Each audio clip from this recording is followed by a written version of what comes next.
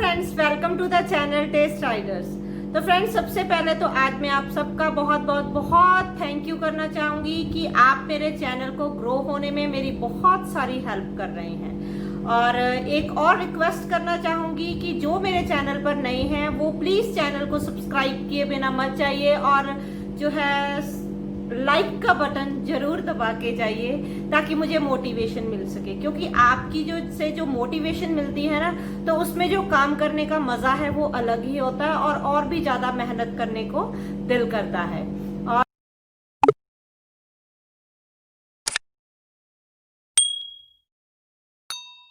और इंस्पिरेशन मिलती है, मुझे बहुत इंस्पिरेशन मिलती है और उसके लिए बहुत बहुत बहुत बहुत थैंक्स आपका।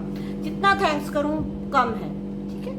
और फ्रेंड्स, चलिए चलते हैं आगे हम अब अपनी टॉपिक की ओर। तो आज हम जो है वो मेरा टॉपिक है अकैंथोसिस निग्रिकन्स, ठीक है। तो वो क्या होता है, ठीक है, उसके बारे में बात करेंगे और उसको हम किस तरह से कम कर सकते हैं और कुछ होम ट्रीटमेंट्स, नेचुरल रेमेडीज जो है वो मैं आपके साथ शेयर करूंगी।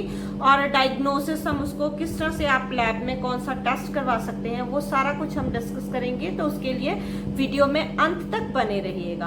और फ्रेंड्स, कुछ ना बीच में मेरे को एक कमेंट आया था जो मैं शायद मैं अपना हक समझती हूँ आपके साथ शेयर करना, इसीलिए मैं शेयर कर रही हूँ। उन्होंने मैं कमेंट किया था मेरी पिछली वीडियो में, दैट इज बकवास वीडियो।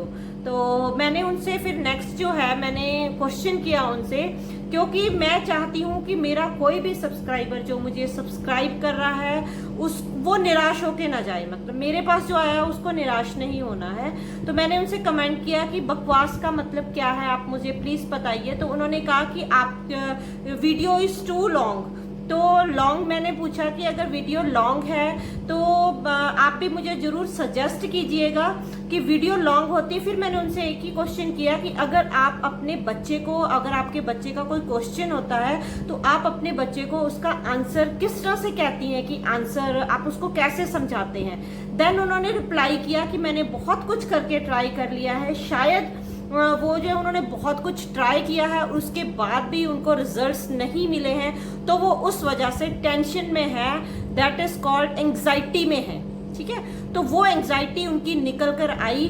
तो मैं चाहूंगी कि वो अपनी सबसे पहले तो एंग्जाइटी को छोड़ दीजिए, क्योंकि अगर एंग्जाइटी रहेगी और अगर आप पॉजिटिव माइंड से कोई भी काम नहीं करोगे तो आपको रिजल्ट नहीं मिलने वाला। क्योंकि आपका दिमाग है जो वो उसी तरह से काम करेगा, आपकी बॉडी जो है वो उसी तरह से काम करेगी और आपको नेगेटिव रिजल्ट्स ही मिलेंगे, ठीक है।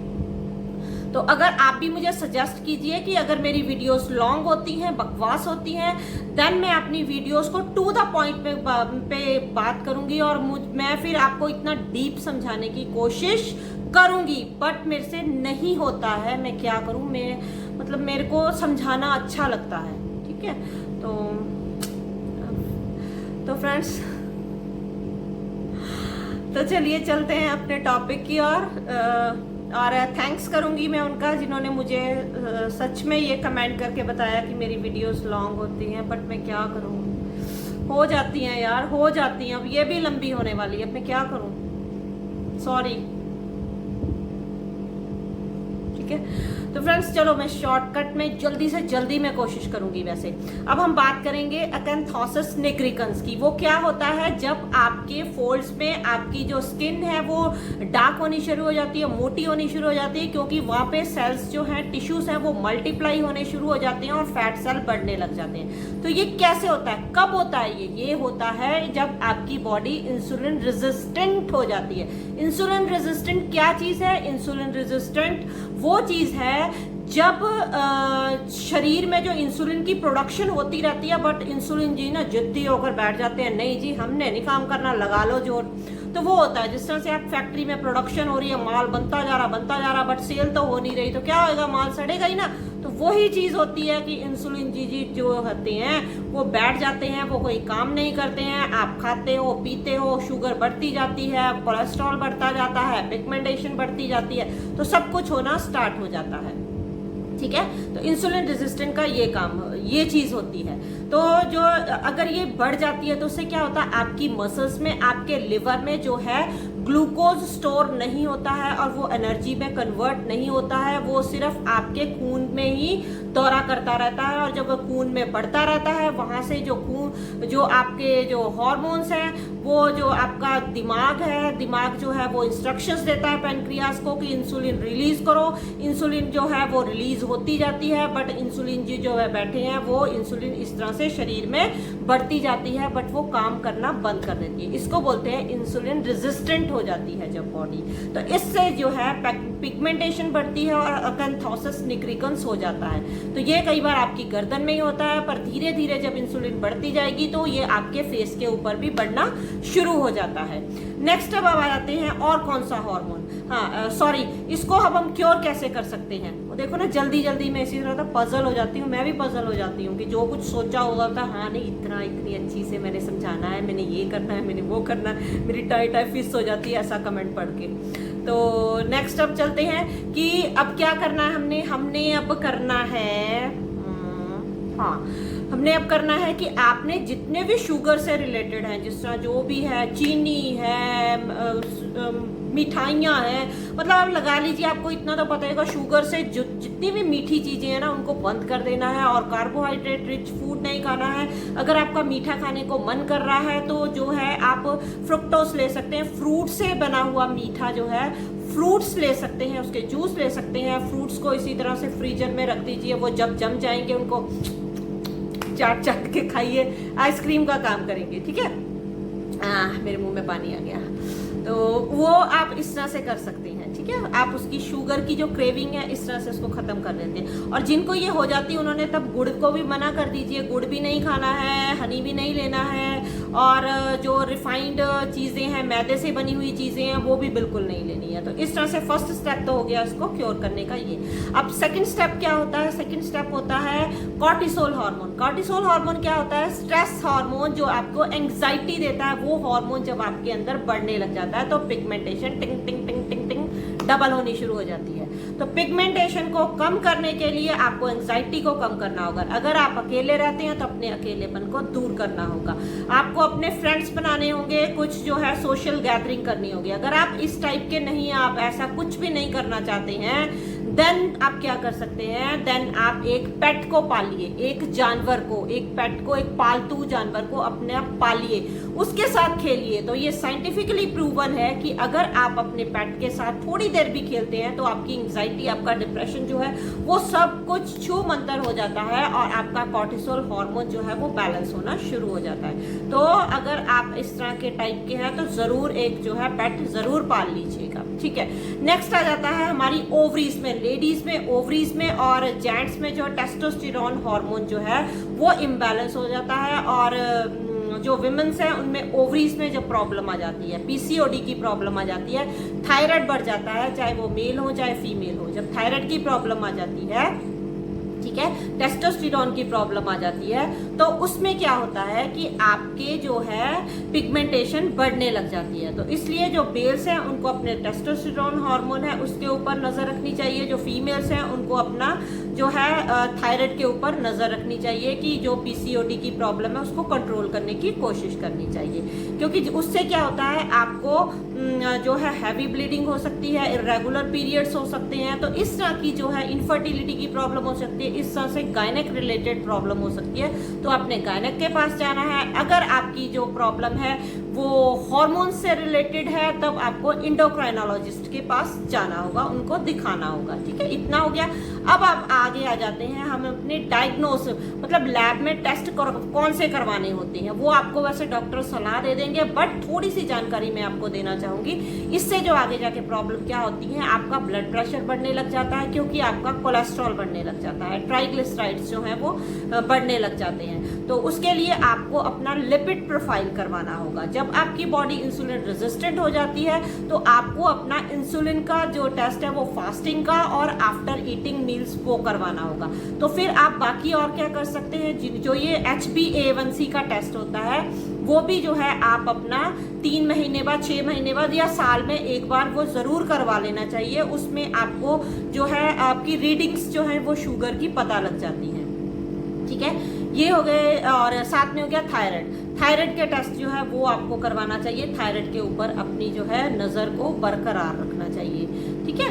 तो और हाँ, और जो लोग मेडिसिन लेते हैं जिस तरह से एंटीबायोटिक्स लेने लग जाते हैं, एंटीबायोटिक्स की मतलब कुछ भी प्रॉब्लम नहीं है, थोड़ी सी भी प्रॉब्लम हुई एंटीबायोटिक ले लिया, मतलब गोली टॉफियों की जैसा एंटीबायोटिक। हाँ, एक बार डॉक्टर ने लिख दिया था जी, मेरा गला खराब हुआ था, मैंने तो ये लिया था, आप नेक्स्ट टाइम भी वही उठा के ले लेते हैं। 2 दिन खाया, उसके बाद छोड़ दिया, और मतलब ठीक हो गया हमारा गला जी। 2 दिन खा के हमने छोड़ दिया, पूरा 5 दिन का कोर्स नहीं किया। उससे क्या होता है, आपकी बॉडी जो है एंटीबायोटिक रेजिस्टेंट हो जाती है।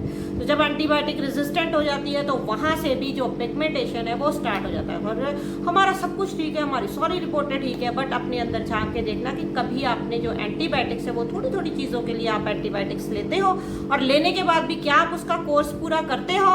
तो अगर आपका जो जवाब है वो हाँ है, तो देन पिगमेंटेशन का कारण वो भी हो सकता है। और जो है टेट्रासाइक्लिन कंपनी की जो मेडिसिन आती है, tetracycline not company, it's family medicine की भी जो फैमिली होती है, अगर टेट्रासाइक्लिन मेडिसिन आपने लिए, उस फैमिली से बिलोंग करती हुई अगर आप मेडिसिन लेते हो, तो वो भी बहुत बड़ा कारण पिगमेंटेशन का होता है। जिसमें मीनोसाइक्लिन जो है एक मेडिसिन है जो पिगमेंटेशन को बहुत ज़्यादा बढ़ावा देती है। अगर वो आप शॉर्ट टर्म के लिए लेते हो तो आपका जो है थोड़ा सा रंग जो काला होगा, आपका जो जीभ है उसका कलर चेंज होगा। बट अगर आप उसको लॉन्ग टर्म तक लेते हो तो वो आपके पिगमेंटेशन को ट्रिगर करती है, बहुत ज़्यादा ट्रिगर करती है। तो टेट्रासाइक्लिन की जो फैमिली की मेडिसिन है वो कभी भी आपने अपनी मर्जी से नहीं लेनी है, डॉक्टर की सलाह से ही लीजिए। नसेड्स होती हैं pain killers, anti inflammatory drugs हैं। तो इस तरह की जो मेडिसिन है अगर आप लेते हो अपनी मर्जी से, पेन किलर्स है बहुत ज़्यादा लेते हो, किसी भी वजह से लेते हो पेन किलर्स, तो ना वो भी आपकी पिगमेंटेशन को ट्रिगर करते हैं। जिनको बहुत ज़्यादा पिगमेंटेशन है तो उन्होंने पेन किलर्स खाने से पहले भी आप 10 बार सोचो, उसके बाद वो मेडिसिन लो, ठीक है। नहीं तो नई ज़रूरत है उसको आप इसी तरह से मेंटेन कर सकते हो, तो उसको मत लो, ठीक है। ऑलमोस्ट सभी मेडिसिन हो गई, मैंने आपको बता दी है कि किन किन को लेने से ये प्रॉब्लम्स आती हैं। अब हम आ जाते हैं अपने नेचुरल ट्रीटमेंट की और होम रेमेडीज। आपकी किचन ही आपका जो है एक जिसको कह लिए एक क्लिनिक है आपका, ठीक है। वहीं पे सारा कुछ मौजूद होता है उसको ठीक करने के लिए। बट पेशेंस होना बहुत ज़रूरी है, और पॉजिटिव माइंड होना बहुत ज़रूरी है, और एंग्जाइटी को छोड़ना बहुत ज़रूरी है, ठीक है। तो आपकी जो है ये जो फेड होना, मैं इसको नहीं बोलूँगी कि आपको 100% क्योर हो जाएगा, बट उसमें वहाँ से आपका एक बैरियर बन जाएगा, एक वहाँ पे स्टॉप हो जाएगा कि वहाँ से आपको रिवर्स जाना ही होगा। तो रिवर्स होगा अगर आप उसका सारी चीज़ों को ध्यान में रखते हैं। ऑल राउंडर अगर आप बनते हैं, एक एक चीज़ को आपको ध्यान में रखना होगा, खाने से लेके लगाने तक, ठीक है।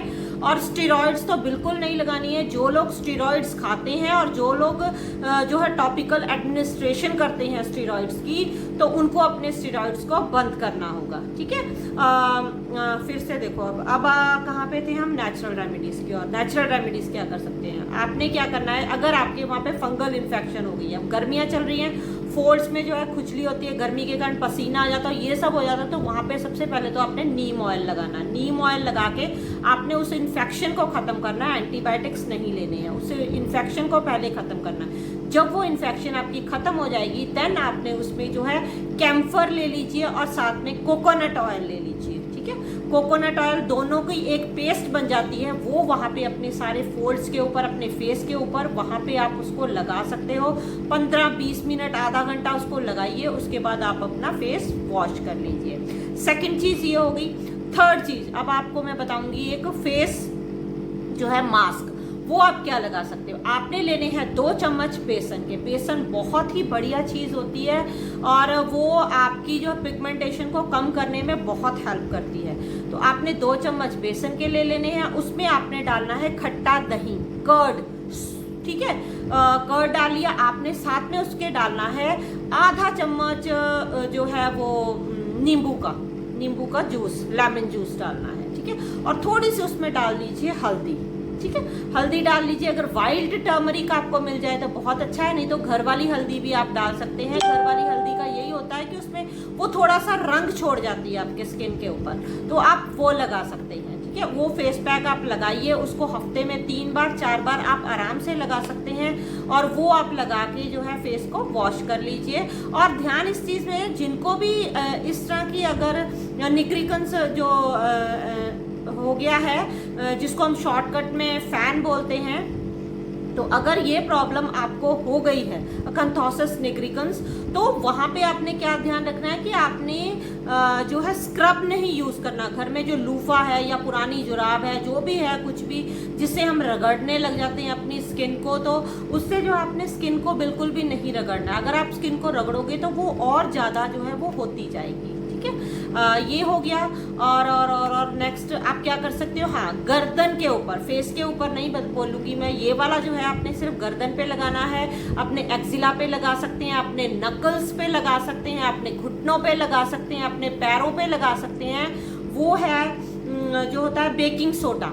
ठीक है, बेकिंग सोडा ले लीजिए, जितनी रिक्वायरमेंट है आपके शरीर की, कितना पार्ट में आपने लगाना उतना बेकिंग सोडा ले लीजिए, साथ में उसके डालिए पानी, और उसको एक अच्छी सी स्मूथ सी पेस्ट बना लीजिए। अगर आपके जो बहुत ज़्यादा डार्क है, बहुत ज़्यादा डार्क है, देन आप उसमें जो है लेमन भी ऐड कर सकते हैं, तो उसकी थोड़ी रिएक्शन से और बढ़ाने के लिए। ठीक है, अगर आपकी कम है तो आप सिर्फ बेकिंग सोडा लीजिए और आप उसमें पानी डालिए। अगर आपकी डार्क, बहुत ज़्यादा डार्क पिगमेंटेशन है, तो आप उसमें साथ में लेमन ऐड कर सकते हैं, और उस पेस्ट को आप वहाँ पे जितनी भी, जहाँ पे भी ये पिगमेंटेशन है वहाँ पे लगाइए। आपने इसको फेस पे नहीं लगाना है। ठीक है, गर्दन पे लगा लीजिए, बाकी सारे बॉडी पार्ट्स पे लगा लीजिए, वहाँ पे लगा के आप इसको थोड़ी देर के लिए छोड़ दीजिए, और थोड़ी देर के बाद छोड़ने के बाद आप इसको जो है आराम से जो है पानी से इसको वॉश कर लीजिए।